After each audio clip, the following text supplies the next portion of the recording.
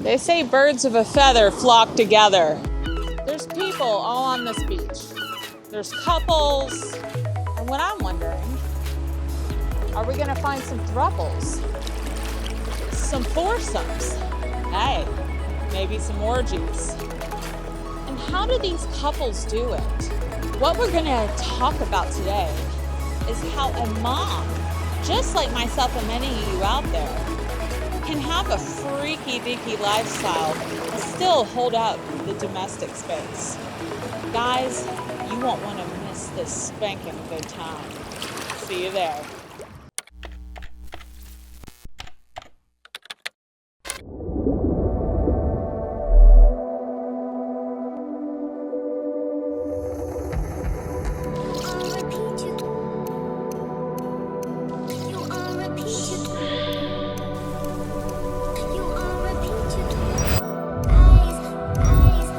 Welcome to the Life in Red podcast.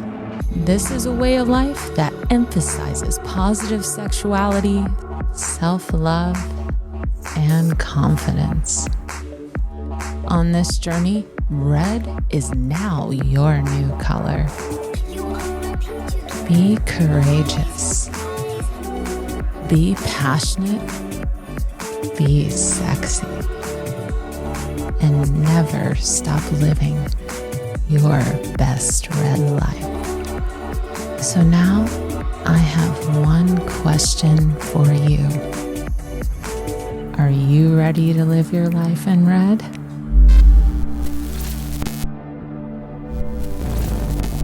To join us on this journey, like and subscribe below. Welcome to the Life in Red podcast. This is Brittany, your host. And today, guys, we are going to get a little nasty in the bedroom in the best of ways. I have a special guest on today that I am so excited to introduce you to, and I'll get right to why you're sitting here and listening. Why you're sitting here and why you should be sitting here is because we're going to talk about a hot mom who is intelligent, who is crazy amazing in the middle of Nebraska, surrounded by conservative mindsets, who's into BDSM, who's into the lifestyle. And I am so excited to jump into what the lifestyle is. We have Athena Gayle on. Welcome, Athena. And today she is a sex copywriter. She is a woman who writes about sex, who knows about sex. And thank you for being on this show that's about sex, Athena. Of course. It is my absolute favorite thing to talk about. Yes, it's definitely fun. It's fun to do and fun to talk about. Right? Yes, definitely. All right. Well, thank you for being on. And I definitely want to go into, firstly, what got you into writing about sex? What triggered that passion? Yeah, definitely. So I decided to do a bit of a career shift a few years ago. And I had always loved writing, a big writer. And I had stumbled across like a copywriting course. And I thought to myself, like, what could I write about every single day and not get bored of? And sex was it. I mean, that was honestly it. I had always been the sex go-to girl. My sister, for example, had gotten me this really awesome book called like The Sexy Book of Sexy Sex. I think my senior year of high school. So that was a minute ago. And so That's cool. It was always just part of my persona to be this just sex forward, sex friendly person who loves sex. And so, yeah, so that's basically how I got into it. And when you're starting out, especially contract, you're kind of eager to take whatever roles. But I was always really firm with, I'm going to stick with sex. Like, that is my niche. That is what I'm going to live in. I don't want to do anything else. And I can remember like reaching out to my other copywriters and like the cohort I was in and different colleagues. And I was like, anybody writing about sex? Anybody doing sex? And there was another copywriter named Rose, who is really cool. And she's based in Australia, and she was doing sex, but it was mostly like sex workers, which is amazing. And I was like, I want to do sex. So I emailed her a couple times and got some inspiration and just started branding myself as the sex copywriter. Wow. And I honestly couldn't believe there was not a lot of people just honing in on that market. And yeah, I just kind of ran with it. Now, again, when you start out, you do a lot of like anything and everything. And I quite quickly figured out that like sexual health wasn't my dish. I mean, sexual health is so important, but Right. I would rather write about sexual pleasure and products and orgasms and really just bringing couples together. I want couples and solo persons to just experience the best pleasure that they can in a way that meets their desires and their fantasies. And it's not always about penetrative sex. And I really want people to learn that. So that's interesting. Really my goal is just spread sex awareness. You're the pleasure fairy. I can just see glitter. You need to have glitter. I'm the pleasure fairy. You don't have to get off to get it on. Yes. Just get with it. I love it. So what I found interesting is where I related with you and is that I am also a mom. We both are moms. Yeah. And we are both, I talk about sex, you write about sex. And I was from Georgia in a conservative city. You are surrounded by cornfields in Nebraska. And so we had a lot to relate on. Spicy mamas. So when I heard about you and how you are so open and so free about the lifestyle and BDSM, I just instantly connected. And have you, as a mom, like I know for me, my family is kind of just already like, she's a lost cause. Just so you know, it just is what it is. But have you got any pushback being a mother in this field from family, from neighbors, or from a community that's quite like probably similar to the one I was in? So I really haven't as much great. as you would think.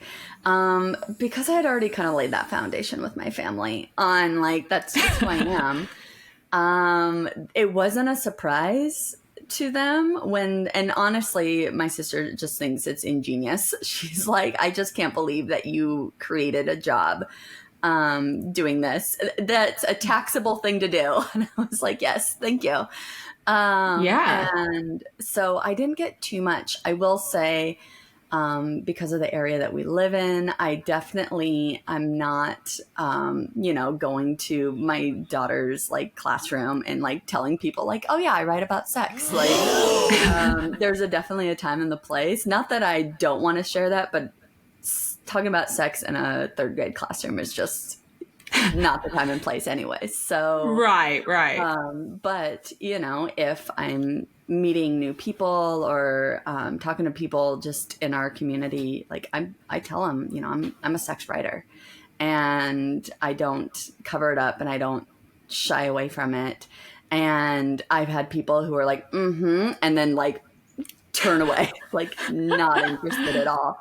And then what's interesting about when someone realizes that you are willing to talk about sex openly, they tell you lots of very personal things. I have friendships that I've had for a very long time where I know quite a bit about their sex lives now, which is great. And I'm so open to talk about it. The hard part for me is because I'm in the space and I am talking to folks like yourself all day long. I'm talking to people I work with and brands and whatnot that I get so used to talking about sex. Yeah. That I forget that it's like not a normal conversation starter. Most people, aren't willing to talk about their favorite lube, like right off the bat. And I'm always trying to like pimp lubes out to people. So I'm always like, I love that. You want a lube? I have this new lube. And I really want to break the stigma that lube is only needed for like vaginal dryness, or like if your sex drive is low, and it's so not. Like lube makes every sexual experience just so much better. Solo play, couple play, threesome play, foursome play, like all the play.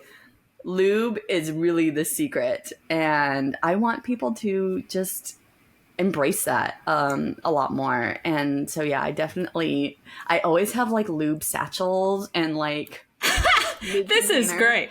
I love it.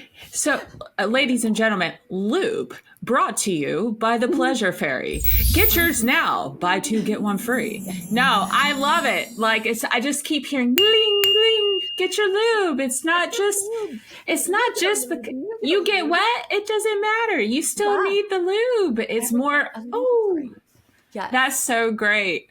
Well, and I think I relate to that because originally I started out doing relationship coaching and doing some matchmaking and things like that. So I was the same. I've always been very open about my history and my life. And that is the cause and effect of that is other people feel comfortable with you to open up. Mm-hmm. And it's quite the gift. To be brave and open about sexuality. I myself have also been open. And even in college, I remember I was a bit promiscuous, and I'd be like, man, I'd get to work. I worked at a country club. I was a cart girl. And they're like, how was your night? And I was like, I just got laid. And the girls were just like, oh, you're nasty. And I'm like, oh, not as nasty as last night. Like it was just, and there was a stigma. I feel like I want to jump into, there was a stigma around how feminine energy should be, and that is masculine or unattractive. I had this belief in me from the reactions I was getting from females to be like that the male is the pursuer, the male is the sexual one. And I always I felt very open about those things. Mm-hmm. So it's good to see there's another feminine female here who's, I like it, I mean, I will say I was countered a teeny bit the other day by a very good friend of mine. And they had said, I love everything that you post. And I love your concept about like orgasms. Cause I've always had this, like, if everybody just took the time to orgasm every day, like people would be so much happier. Yeah. And he was like, but sometimes sex isn't everything in a relationship. And I was like, you are right. Like I want to put it out there that while I love sex and sex is so important to me, there are so many other things that are important in a relationship. And he was so nice about it. He was like, I love your messaging and stuff, but sometimes I feel bad because I don't orgasm every day. And then I see your posts that tell me to orgasm every day. And I was like, you are so right. And I love that sort of feedback too. I definitely don't want to put pressure on people to not do something that they don't want to experience. Right. But if you do want to experience, then like let your freak flag fly. Like that's it. That is it, Pleasure Fairy. Let your freak, and that's the thing. It's a spectrum. So I think what I'm feeling you're saying is you speak more to the people who might be suppressing something versus the people who I'm good. Are good. Yeah. And that's okay. And relationships look different to every single person. And if that's not what is important to your relationship from both sides, both you and your partner are okay with everything that's going on, then don't put the pressure on it. Yeah. And that's the thing. It's like, as I've been exploring this world, and I know, well, let me back up a little bit earlier. We'll get into the BDSM stuff. Cause I remember without watching porn, without necessarily being influenced by movies much or anything, because I never was like huge into watching that stuff because of my Christian background. So I still have the remnants of the taste levels of what I feel comfortable with. So, but what happened to me is I remember having a partner, I think he was a boyfriend. And I remember starting to have this thing. I was like, would you tie me up? And it just came to me. It was just like, would you, and then spank me. And he just, and I remember his reaction was like, he felt guilty. Like he was like, no, I can't do that. And he was like, I can't be the gentleman or the knight in shining armor and hurt you. And I was just like, but pleasure is pain. And it was just like, I just felt something in me wanted to experience. No one would. Many, many years, I would like just creak in like, would you spank me? Would you spank me? Will you spank me? So I think it's something that you just kind of feel like it's something you're wanting. You don't have to force it. Mm-hmm. And I did feel like pressure when the lifestyle community, I found out about the lifestyle. I felt this pressure because I'm just not there. But I'm so about everybody, like who's in it. And so talking about BDSM, have you always been in I don't know if you're going to go to the munches or any of that. Have you been in that community for a while?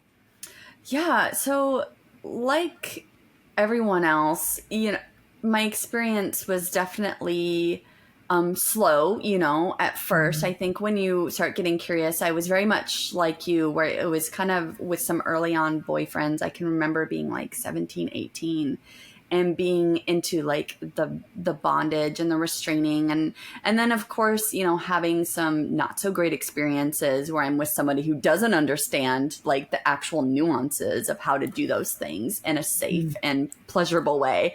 So then it's like, wait a minute, I thought this would be great, and then it kind of was not great. But I still want it. And being kind of confused on that. And I definitely more so in college got into being a lot more free. And, I was introduced to a couple that was in the lifestyle and got to play around with them, which was a ton of fun. And that was kind of my first, entrance into it, and like kind of learning the word like unicorn. Like I'd never heard that word and really being involved. And so at first it was very much just kind of a self-exploration, kind of like how you had talked about how you're like, I'm into these things, but I don't really know where to find it. And then with my husband, we just kind of brought it out of each other when we started dating. He was always more of this dominant role. And even though I was a very like strong, like female leader, I'm not a big fan of like boss bitch, but like definitely I relate. I'm a strong leader. I'd always been like a supervisor and all this stuff. But there was something about him that really just brought out this kind of like submissive alter ego where I felt like I could finally like relax. And with him, it definitely like skyrocketed. So we've been in the lifestyle now. I feel like I identify as being in it for like the last 10 years, 10, 12 years. But I'm like, how old am I? As I get older, like time gets different. I look back and I'm like, oh my gosh, that was so long ago. So maybe even like 16 years. But as far as like going to things, that's definitely been in the last like 5 to 7 years of really getting to explore who I am in a safer way and learning about it a lot more and getting to go to lifestyle clubs. I love going to lifestyle clubs, which are different than sex clubs. You aren't guaranteed sex at a lifestyle club, but it's mostly where like-minded people who maybe are really into it. Maybe they're like into wife swapping or hot wifing or cuckolding or, however. What's hot wifing? Hot wifing is when it's different than cuckolding.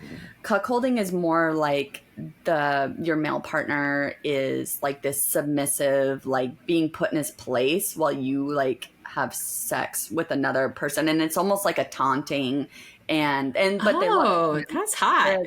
Hot wifing is your male partner is very much involved in that sort of they get off by watching you have sex with other men. And it's not so much of a taunting thing with them. It's more of a look how hot my wife is. Like basically, and he's in control of that situation. Yes, and like, and I have friends who are really into it.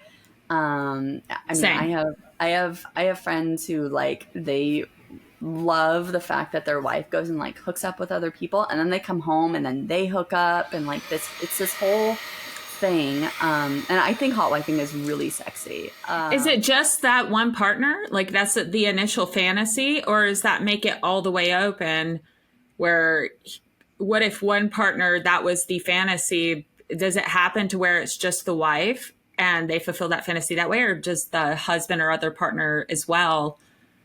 I think it's definitely got to be both for like it to be successful. But I think it definitely takes a woman who just wants to explore her sexuality in a really safe and non-monogamous way, to have a partner who then feels very assured in their, partnership, that they can allow and be okay with their partner to go and have these other relationships. But those are things where you got to have a lot of boundaries and expectations, and you have a lot of like that goes into it. Especially when you're bringing someone else into that very intimate part of your relationship, even if they're not part of your relationship, where some people are, where like that person is actually like brought in like a throuple, and that's polyamory. But then you have others where they come in, they fuck, and then they like get out, or like the partner goes and meets up with them. But it's you have to have all these like, again, boundaries and expectations and a lot going into it. And generally, you build kind of a friendship first, where either you or your partner gets to know that person and is like chatting with them. You have very like non-sexual meetups. So you meet up at like a bar or a club, or do something non-sexual to just kind of build that up. Now, some partners want to be more involved in that process than others. But yeah, the thing I love about the lifestyle is it's really what you want it to be.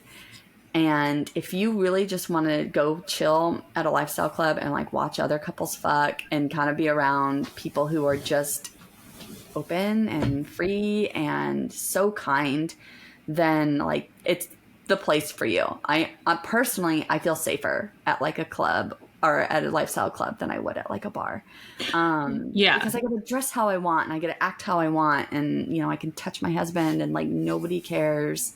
There's more consent and like boundaries going on at a lifestyle sex club than there is at a bar. Right. Now, like, let me ask you this, because are people at the lifestyle clubs, are you actually, it's like are there different rules at different ones where you have to go to a private room to... Yeah, there are. So we've been to several. We've been to one here in Nebraska, and then a couple in New York. And almost all of the ones that I've been to, you have to be vetted first. So you have to like submit an application. Generally, you have to know somebody. Like I went to one in New York where like you have to be invited by somebody that's already a part of it. And they kind of like vouch for you. They'll look at your social media and like all this stuff. And they'll really vet you as a person. You may not actually be accepted, just depending on what you have. So there's an application process, generally. And then depending on what they are, there could be rules on like, okay, if the door's shut, like don't go in. Generally, if the door's open, then anybody's allowed to kind of go in and out. And kind of voyeur, because some people, that's what they want. Like I love watching other people. I think it's so exciting. Like I'm like, oh, what's going on in here? What's going on? Like I just want to watch. And like even sometimes I'll be like, God, I don't really want to be a creeper, but I'm like, but that's what we're here to do. But I do want to be. But I do want to be. Pleasure fairy, glitter for you. Great job. Yes. And I mean, I want to watch other people. I think it's so exciting and I want to be watched. And so, yeah, there's generally if you join one, generally your first time going to an event, they'll have you come early so they can do a tour with you and like tour you through the facility and kind of give you the ground rules and whatnot. And I have been to kind of an intimate one. I've been to one that was like really BDSM heavy.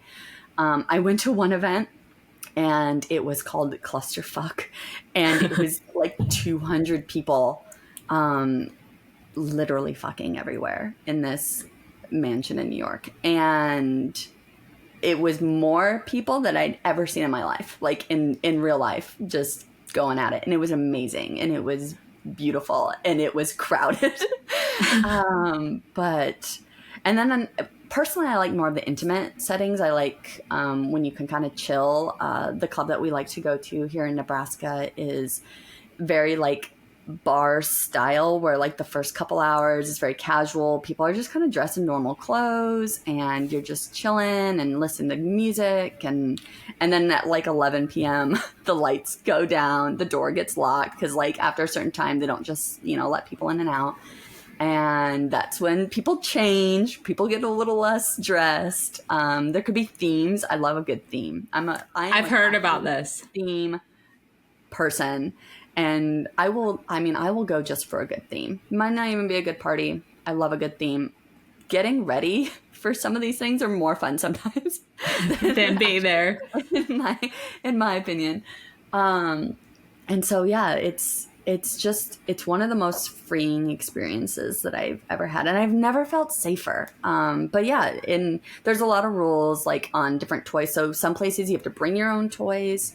The BDSM one we went to in New York, you had to like bring all your own impact toys. But then I've been to clubs where like they provide everything for you. You have to put like condoms on the toys. And of course, and we had one where this guy, his whole job was to run around and like clean. And we kept calling him the sex Roomba because the sex Roomba. That's awesome. Room. Everything. Like everything. He was like in these really cute mesh panties, and like you could see everything, and he was working so hard to keep everything clean. And it's so much fun. I honestly, for any couples out there, skip dinner and a movie and go to a lifestyle club. Like, you will have so much more fun than dinner. Right. Well, and to speak to this, like, two things. Like, first, I have some people in my family. I shall not name them. They wouldn't be comfortable. But I would say, like, they often go to the resorts. And the theme nights, I've heard about it. And some of them, as couples, have chosen to just watch. That's as far as they've decided as a couple they feel comfortable. Mm-hmm. There's a fear of one or the other gaining an emotional connection. Yeah. And they don't want to risk that. And I'd like to speak to that because I think there's let's say there is someone suppressing out there curiosity, but that is their fear. And really, like, when you talk about boundaries, this is something I've ruminated on. Like, how can you really suppress that? Like, you have to really not want that with someone. Like, I just don't want an emotional connection just to bang and not get one. But I feel like some people can't help it. Yeah. I think before you enter any sort of opening up your relationship, you definitely need to have a lot of conversations and a lot of, okay, what are your expectations out of this? And what are my expectations out of this? Like, if we're both just like, we both like sex, we both are interested in trying new sexual things with other people, but that's it. Like, that's a great expectation to have. Now, maybe your partner's expectation is, no, I want to actually bring someone in to our relationship, to be part of our relationship. Then that's something that you have to talk through on, if you are both okay with having another person be a decision maker within your relationship. And there's so many layers, and just because it works for somebody doesn't mean it's going to work for you. And just because it works for you doesn't mean it's going to work for somebody else. And it's hard, just like any relationship. It's hard to know, if a decision is going to impact you negatively or not. And that is where I will say, being in the lifestyle and BDSM really opens the communication in your relationship like no other way, because you have to communicate so much. You have to have safe words. You have to have negotiations. You have to have like scene setups. You have to really talk through things. There's aftercare. So aftercare, after an intense scene, maybe you did a lot of impact play or restraint play or maybe some degradation. You have to check in with your partner in a way that most people aren't doing after a regular sexual rendezvous. Yeah.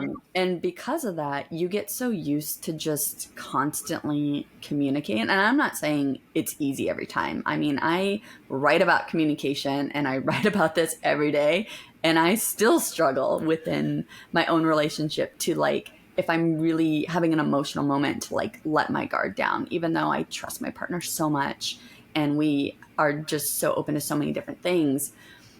It is easier said than done. And but your communication is just so much more open. And you kind of have to decide, again, what you want. And then you've got to have like, what are your guardrails on if you do start developing feelings for another person that you bring in.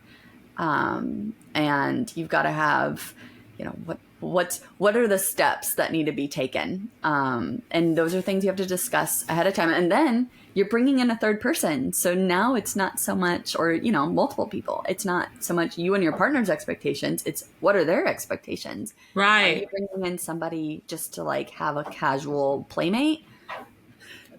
But then they start get feelings, or they want something more. They like, they want to be part of your relationship. So, or they connect to one of you and not the other, or one of the partners was like, wow, that was really good. We had this crazy intense, because I think it's hard to gauge the separation between pleasure and human, this weird, crazy connection that you almost can't help. Some people experience that, maybe some don't. I'm one of those people. I'm very sensitive. And so like, well, you're releasing all those connective hormones. I mean, right. Orgasm, you were releasing hormones that are supposed to bond you. Attachment. Yes. Yeah, so that's true. I mean, it's definitely, it's not without risk sometimes adding this element into your relationship. And I will say not every relationship I've been in was the sort of relationship I would add this into. You really have to be in a good sweet spot with your partner on if it's something that 100% you're going to expect in a relationship. You may not want to be with somebody who 100% knows they don't want that in a relationship. And that's really just good relationship expectations overall. Yeah. It's the same as like having kids versus not having kids, or, all these big life decisions that you have to make. And if you're with somebody that 100% doesn't want to do something that you 100% want to do, long term, it may not bode well. Right. And that's the thing, is like we try to change each other. And I think it's being clear on what you want. And that's scary in relationships, because you don't want to lose the person and all these things. Now it's interesting, segueing back to BDSM. Thanks for joining the Life in Red today, where we embrace passion, confidence, and positive sexuality. Keep painting your journey in bold red strokes. Don't forget to like, subscribe, and follow us so that you never miss out on living your best red life. Ready for more? Stay passionate, stay red. See you next episode.